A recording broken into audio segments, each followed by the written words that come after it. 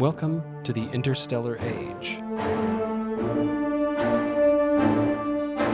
Season 1. The Third World War.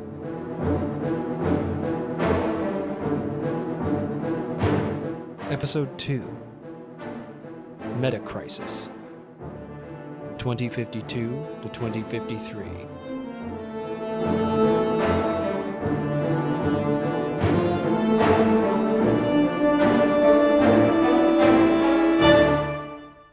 The crises that precipitated the First and Second World Wars were intended to do nothing of the kind. The assassination of an Austrian archduke by a Serbian nationalist in 1914 was meant to do nothing more than provoke an uprising in the Austro-Hungarian Empire's Balkan territories. When Austria invaded Serbia weeks later, they knew that they were most likely triggering a general European war, but had no conception of the global calamity that would ensue. Similarly, the only objective of the Nazi invasion of Poland in 1939 was to conquer Poland. Hitler's ideology held that great wars against the Western powers and the Soviet Union would be necessary to ensure Germany's continental dominion and world hegemony, eventually. But even after receiving their ultimatum, he believed, right up until the moment they declared war, he believed, that Britain and France would not fight over Poland. Even after the war began, Hitler and the Nazis held out hope that it would remain regional and short, a hope buoyed by the surrender of France in 1940, then dashed by Britain's refusal to give in later that year. Only after they similarly failed to defeat the Soviet Union in 1941, and after the United States entered the war, did they realize the full extent of the conflagration they had unleashed upon themselves and the world. In 2029, the Chinese Communist Party attempted their own quick play for dominance.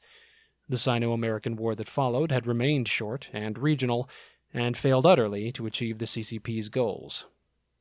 Their subsequent wait-and-see approach had also failed to achieve a decision after the West's surprising resurgence in the 2040s. By the end of that decade, it was clear that if the CCP wanted to achieve its objectives, a new strategy was needed, particularly as those objectives had only grown more ambitious with time. The CCP's integration of genetics and cybernetics into every facet of Chinese society had succeeded beyond all expectations. It seemed now that the direct, totalitarian control the CCP had long coveted over its own population was within reach. If that was the case, perhaps the Communists could hope to do more than simply ensure Chinese dominion over Asia, or even a global hegemony such as the United States had enjoyed throughout the early part of the century. Perhaps, as they and their forefathers had long dared only to dream, the entire world could be remade in their image, down to the level of every human heart. A goal of such stunning ambition could not be achieved by mere diplomacy, economic influence, or military brinkmanship. A collective West awakened to the threat posed by a transhuman CCP had already closed off many of the covert, cultural, and economic paths the PRC had hoped to follow to victory. Now only an all-out global conflict of unprecedented scale could force the chaotic, free societies of the world to submit or be destroyed. Either way, they would have to be swept aside, if a true global utopia was to be brought into being.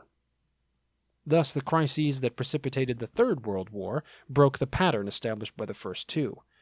They were instigated with the express purpose of bringing about the apocalyptic showdown that would follow. The task of initiating the first crisis fell to one of China's Axis partners, though Pakistan did not understand that this was to be its role. Instead, the chairman of the CCP, Zhang Lian, simply assured the Pakistanis, bolstered by last-generation versions of Genentech and Enhuman's military and social control technologies, that he would support a move to claim territory long disputed between Pakistan and their Indian rivals. In the tinderbox international environment of the early 2050s, this was all that was required. Augmented units of the Pakistani army moved into Kashmir, brushing aside Indian border guards and claiming the entire region for the Islamic Republic. Predictably, the Indian military responded, but the much larger, conventionally better-equipped Indian army struggled against the augmented Pakistanis.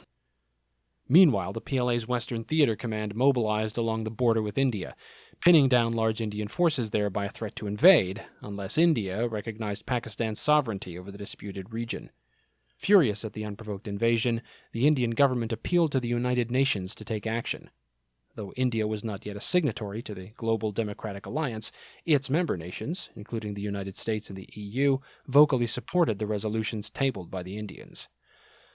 Unfortunately, the CCP's influence over the UN had by now become insurmountable. The General Assembly voted against even a non-binding condemnation of Pakistan's invasion, while China and Russia both vetoed a Security Council resolution sanctioning the Pakistani regime and threatening action if the invasion was not ended. An enraged India formally withdrew from the United Nations the same day as the Security Council vetoes. In a pre-planned move, the delegates from all the nations of the Global Democratic Alliance, plus Ukraine and Israel, walked out of the General Assembly. Their governments formally withdrew from the UN over the coming week. This was the last straw for the old, fatally flawed, but once well-intentioned international institution. While the UN would shamble on for the next 7 years, it would do so as a mouthpiece for the CCP and the Authoritarian Axis, with its headquarters relocated to Shanghai. On the international diplomacy front, the die had now effectively been cast. But the West was still unprepared for war. The GDA urged India to accept an armistice, even if only to bide their time until a more opportune moment. But India could not accept defeat at the hands of their old and hated foes. Accepting that India could not be swayed, its Western partners rushed conventional military ammunition and equipment in to resupply them, keeping more advanced systems back in case of a general war. They would have taken too long to integrate with the Indian military regardless, as events would soon prove. As the war dragged on through 2052, the Pakistani augmeks, the new term for heavily augmented mechanized forces, began to run out of steam. The augmeks were as resource-hungry as they were advanced, and their complex systems required more maintenance. Over time, and at heavy cost, the Indians began to wear them down in the rough, mountainous Kashmiri terrain. Soon, the Pakistanis were pushed back out of Kashmir.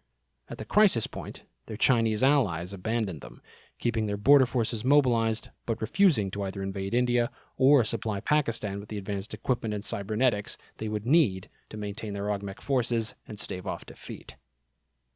Facing collapse by the end of the year, the Pakistani military did the unthinkable and deployed tactical nuclear weapons against advancing Indian forces. The mushroom clouds over Kashmir sent shockwaves around the world. Western nations called on India to seek a negotiated peace, even as they angrily condemned Pakistan. China withdrew the remainder of their support from the Islamic Republic, along with their forces from the Indian border. The Indians responded with small-yield nuclear weapons of their own. The world held its breath, waiting for the full exchange of the strategic nuclear weapons that each side possessed, and the global devastation that might result therefrom. It never came. The low-yield exchanges continued into 2053, spreading radiation across the region and virtually annihilating both militaries in the field, but at the point when the remnants of the Indian army were advancing towards Islamabad, when the government, it was later learned, was about to order the full-scale launch, a China-backed coup toppled the leaders who had ordered the disastrous war. The new leadership surrendered to India rather than face annihilation. Despite their victory, the Indian army had been shattered. Most of Kashmir, northeastern Pakistan, and northwestern India had been irradiated. Millions were already dead, and millions more would die in the weeks and months that followed, succumbing to radiation poisoning and starvation. The scale of the humanitarian catastrophe nearly caused the Indian government to collapse and paralyze the great nation, all according to Chairman Chiang's plan. With India neutralized and the West distracted, the CCP could move on to the next crisis. Russia's invasion of Ukraine in 2053, launched before the coup that ended the Fifth Indo-Pakistani War, was calculated to force NATO into an impossible situation. The Russians were more cognizant of their role in the Chinese plan than the Pakistanis had been, and were eager to play their part. The treaty that ended the First Russo-Ukrainian War in 2026 had, as most do, left both sides unhappy. While Ukraine regained much of its lost and threatened territory, acquired security guarantees from NATO, and built up one of the largest and best-trained conventional armies in the world, it had been necessary to sacrifice Crimea and some parts of the eastern Donbass region to Russia in exchange for peace. Most of the Russian commanders and politicians who had been complicit in war crimes escaped justice. The conquests Russia had held on to, most importantly Crimea, had allowed President Vladimir Putin to claim victory. but the reputation of Russia's military never recovered from the disasters it had suffered early in the war, particularly as it had only partially turned the tide later on by relying on incredibly costly human wave tactics supported by masses of World War II-style artillery. This and the fact that mighty Russia had failed to defeat smaller, poorly prepared Ukraine meant that the war remained a humiliation for the Russians, territorial acquisitions or no. It was one they remained eager to redress, even long after Putin's death. President Viktor Lavrov, who secured election in 2048, did so on a platform of returning Russia to greatness, not so subtly implying that the road there led through Kiev. The goal was a popular one in Russia, even if Lavrov's election had been bought, and even if the silver used to purchase it had come, it was rumored, from Chairman Shang. In February 2053, Lavrov fulfilled his electoral promise. The Russian army launched a new invasion of Ukraine, nearly identical to the one Putin had ordered 30 years before. Once again, it managed to achieve surprise. The buildup of conventional forces had been detected, but well clear of the international borders. Western and Ukrainian analysts had assumed this meant it was mere posturing.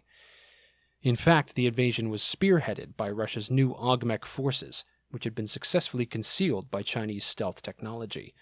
These forces leapt forward from Crimea, Belarus, and the Donbass, punching through Ukrainian defensive lines and routing unprepared conventional units. NATO command was divided on how to respond. Security guarantees had been given to Ukraine, but still no formal alliances existed between them and the Western powers. The new American president, Isaac Hansen, had won a close-run election the previous November on a platform of resistance to the PRC-led Axis and of preparation for war. He had been inaugurated mere weeks before the Russian invasion, and his administration was still finding its feet. Fearful of another nuclear exchange so soon after the Indo-Pakistani disaster, and wary of a potential Chinese attack in another theater, Hansen backed the NATO faction, arguing not to send forces into the combat zone to confront the Russians directly. Instead, they would supply the Ukrainian army, hoping they would be able to hold off the Russians as they had 30 years earlier. At first, despite initial setbacks, they did. As in Kashmir, the Russians' last-generation augmech forces ran out of steam after their early breakthroughs, and the more numerous, highly motivated Ukrainian forces held on. Conventional Russian forces followed up, but it soon proved that the Russians had poured all their resources into their augmechs, and their conventional army had suffered for it. The Russians again bit off large chunks of Ukrainian territory, but failed to capture Kiev, Kharkiv, or any other major city. It seemed that the region might be doomed to yet another years-long war of attrition. Then, in April, another earthquake shook the international order. Syria launched a sudden invasion of Israel, followed immediately by an Iranian invasion of Iraq.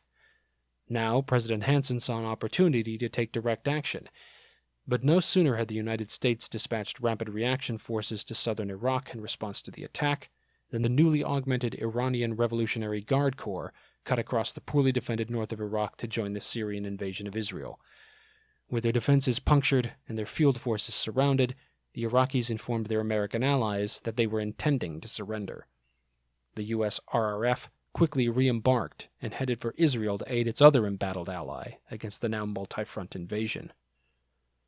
Finally, in June, the hammer blow the West believed they had been waiting for fell. The PLA engineered an incident in the Taiwan Strait, a false flag attack against their own shipping allegedly perpetrated by the Taiwanese. In response, the PLA launched a massive assault against the island nation, hammering military, industrial, and infrastructure targets with missiles, drones, and airstrikes. GDA commanders believed this could only be a prelude to another full-scale invasion. PLA signals remained impenetrable to Western intelligence, but the level of traffic, as well as the massive aggregation of shipping at Chinese ports, seemed to confirm this assumption. Taiwan's allies in the region, primarily the United States, Japan, and Australia, assembled large naval battle groups, but held them back out of PLA's short to medium strike range, intending to throw them into the battle once the PLAN launched the expected amphibious assault. The air battle was already well underway.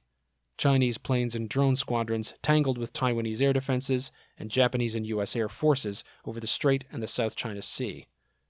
Meanwhile, U.S. and Allied ground forces moved into staging areas to either reinforce Taiwan or contest an expected expansion of the war to the rest of Asia. The PLA, under the direction of General Fang Wenyan, chief of the Joint Staff, had by now reorganized its ground and air forces into 5 army groups, each one drawing from one of the pre-war theater commands. While the Eastern Army Group was preparing for an attack on Taiwan, the Southern and Western Army Groups appeared to be massing forces for an invasion of Vietnam, while the North Korean Army looked ready to cross the DMZ along the 38th parallel in force.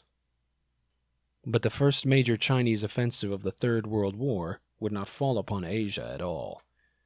On July 18, 2053, the People's Liberation Army Air Forces began striking targets in eastern Ukraine.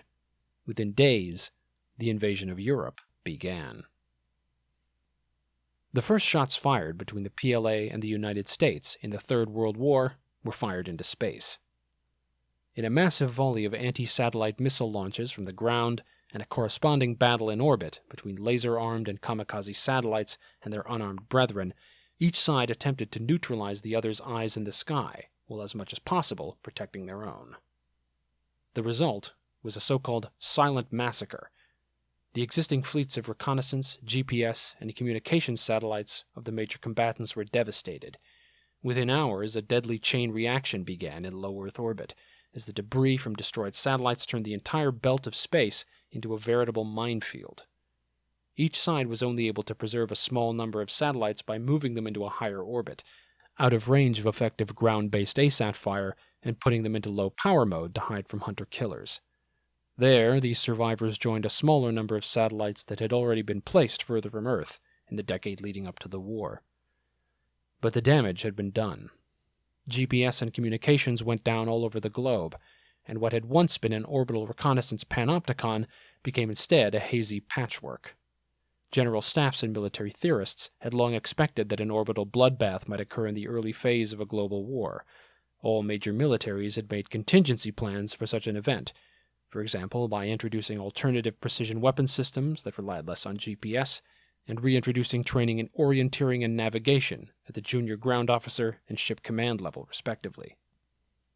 Nonetheless, both sides suffered from this sudden reduction in capability, but as the side with the strategic initiative, the Chinese were better poised to take full advantage of the drastically thickened fog of war.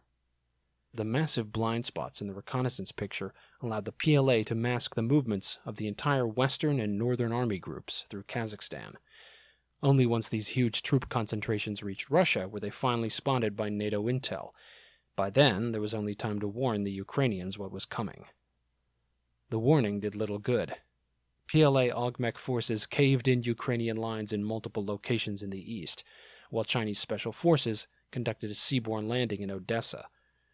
The Chinese invasion finally prompted NATO ground forces to enter the war in Europe. NATO battle groups immediately drove into western Ukraine from Poland and Romania, while other groups struck into Russia from the Baltics and Finland. Russia's northern frontier was defended almost exclusively by conventional forces. These quickly collapsed under the NATO assault, reeling back towards St. Petersburg.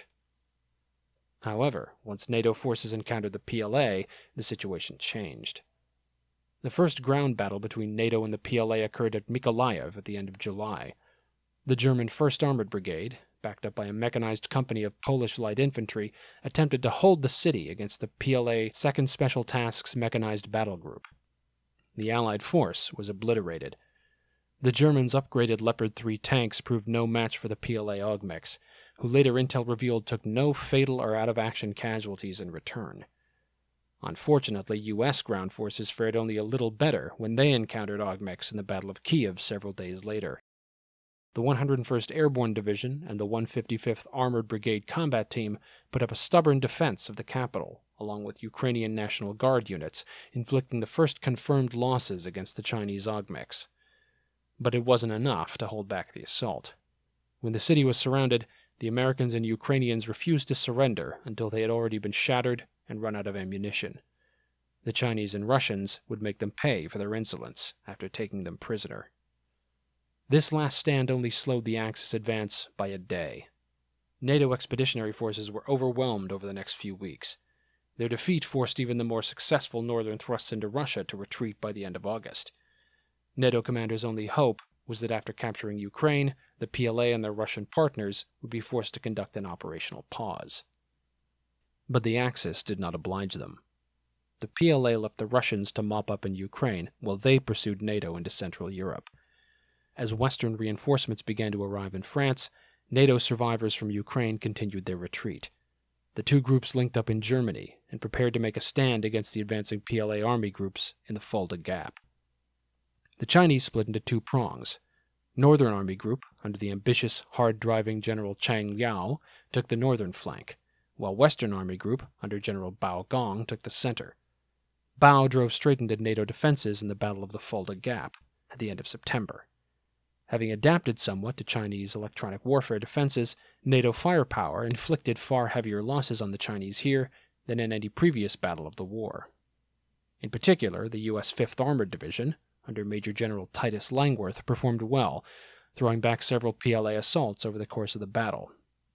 Nonetheless, the PLA continued to advance, heedless of their casualties, while their own long-range firepower caused similar devastation in NATO lines. NATO held the gap for 3 days, until far to the north, Chang's army group crossed the Weser River at Bremen, scattering Western defenders. Fulda would soon be outflanked and rendered untenable. NATO forces retreated toward the Rhine River, hoping to set up another last-ditch defense there, but the Chinese were hot on their heels. A successful defense even of that great river barrier seemed unlikely. At this point, NATO commanders considered for the first time whether to deploy tactical nuclear weapons to slow the enemy advance. Ultimately, even as the positions at Bremen and Fulda, and then the Rhine, were breached, Western leaders elected not to use the weapons, but instead to try conclusions conventionally. The reasons for this decision were threefold. First, Chinese missile and projectile defenses were at least as good, if not better, than U.S. and Allied equivalents. Many of the weapons, once launched, would likely be intercepted. Thus, any nuclear strike would be ineffective unless significant numbers of weapons were deployed, increasing the radiation threat to the Allied civilian populations of Germany and France. Second, it was determined that even successful tactical nuclear strikes against the PLA army groups would only slow, not halt, their advances. Opinions differed on how long the PLA would be delayed and what benefits this extra time might confer to NATO, but there was broad agreement that whatever benefits it brought would not be worth the massive cost. Finally, with the exception of the Indo-Pakistani War the previous year, the Chinese and their Axis partners had elected not to employ their own nuclear arsenal. Yet. By deploying its own, all NATO would do was ensure a nuclear escalation in exchange for questionable operational gains. So, the nuclear button remained unpushed, for now, and Chinese forces surged ahead in pursuit of a reeling NATO. Western forces attempted to throw up defenses on the Rhine River, but again the PLA dashed NATO hopes of an operational pause to prepare for a major river crossing. Chinese augmeks spearheaded an immediate attack against the hastily prepared defenses, blasting Allied troops off the river crossings at Wesel, Düsseldorf, and Remagen. NATO forces destroyed the existing bridges at all three crossing points, but PLA drone and engineer units were able to lay down temporary bridges within hours. Chinese forces streamed across into France, virtually unopposed. At this point, all Allied plans to form another Western defensive line collapsed. Few U.S. reinforcements were available, with most ground forces having been diverted to Asia before the war in preparation for the assumed main axis of Chinese advance. While some had been hastily rerouted to Europe in July, the rest were now tied down there by another PLA advance in the Pacific. In any case, given the desperate situation in France, NATO High Command feared that any further reinforcements would simply be fed into a slaughterhouse. By October 12th, NATO leadership reached a conclusion that would have been unthinkable months ago, but was now inescapable. The remaining forces in Europe would have to conduct a fighting retreat to the Atlantic coast, and then evacuate to the United Kingdom.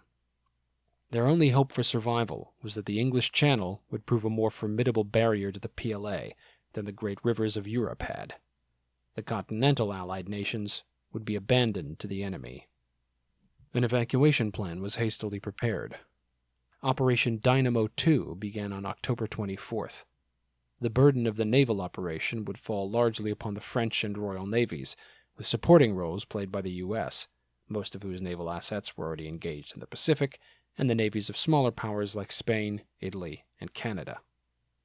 Given the disastrous performance of the U.S. Navy against the PLAN in 2029, and the hard fight it was at that very time facing in the South China Sea and Western Pacific, Allied planners and populations feared a bloodbath in the North Atlantic. NATO ground forces trapped inside a shrinking perimeter in northern France and Belgium might be left behind to an uncertain fate. However, the PLA Navy was facing a tough fight in the Pacific too. Chinese forces in Europe were almost exclusively ground and air-based, with their lines of supply running along land routes through Mongolia. While the PLA Air Force would play an important role in attempting to prevent the evacuation, the primary task at sea would of necessity fall to the Russian Navy. In the lone bright spot amid this darkest hour, the Russians proved unequal to the task. The paradigm in the Russian Federation's land forces was repeated at sea. A handful of ultra-modern elite ships and drone squadrons, powered by Chinese cybertech, spearheaded the attack, but the main body of the Russian fleet consisted of older, conventional vessels. While their crews were better trained and motivated compared to their counterparts in the army, their ships were at best the equal of NATO vessels. Even the hyper-capable PLA Air Force, now at the end of very long supply lines, proved incapable of achieving air supremacy over the Channel. With home field advantage, and most of their elite cyber-augmented squadrons having been held back for just such an emergency, the combined air forces of the UK, France, Sweden, Finland, and several other Allied powers now in exile were able to hold their own, keeping the air above the sea lanes contested so the evacuation could commence. Meanwhile, NATO sea forces won a vital naval victory on October 28th. A combined Franco-British fleet, under the command of Royal Navy Admiral Preston Shaw, defeated a large Russian squadron at the Battle of Dogger Bank, sinking 7 capital ships and 12 smaller vessels, for the loss of 2 ships sunk and 7 damaged in return. The stinging defeat convinced the Russians not to attempt another large-scale operation to disrupt the evacuation, relying instead on submarine and drone harassment. While these attacks sank a number of Allied transport ships, with significant loss of life, they could not stop the operation as a whole. Dynamo 2 concluded on November 3rd. Almost 300,000 NATO troops were evacuated, along with most of their vehicles and heavy weaponry. Despite its success, nothing could conceal the scale of the disaster that NATO had suffered on the continent over the preceding 3 months. The Allies had suffered over 75,000 casualties and lost massive quantities of material in the retreat from Ukraine to the UK. Dynamo 2 itself had cost over 15,000 casualties, including naval personnel and rearguard forces taken prisoner, for a total loss of almost 100,000, 1/3 of all combat forces that had been deployed to Europe at the start of the war. Western armies had not suffered such devastating losses since the last World War ended more than a century ago. Moreover, Europe had been lost. Most NATO countries were now, or soon would be, under enemy occupation. France, Germany, and Poland set up governments and militaries in exile in the UK, vowing to continue the fight. Finland and Sweden would make the same choice in the course of the following months, as they suffered invasion and defeat at the hands of Russo-Chinese forces. Spain, Italy, and the remaining NATO governments saw little choice but to surrender to the Axis. Panic in the remaining capitals of the Global Democratic Alliance was barely staunched by the success of Dynamo 2. While the victory at Dogger Bank at least showed that the Russian Navy was not capable of ferrying a seemingly invincible PLA invasion force across the Channel, that did not mean that the Allies could sleep easily. A sustained Russo-Chinese missile and drone campaign against the UK began, primarily targeting military and infrastructure sites with conventional munitions. The situation was even more dire than it had been in the darkest days of 1940. Back then, the British had been able to rely on a dominion and empire largely out of reach of the Nazi threat, and on the hope of US and Soviet entry into the war. Now, in 2053, Europe had once again fallen to the enemy, but this time no ally in the world seemed out of his reach. Indeed, there might be no help coming from any quarter, for at the height of the battle for Europe, the Chinese had launched their long-awaited second invasion of Taiwan, and that was just the beginning.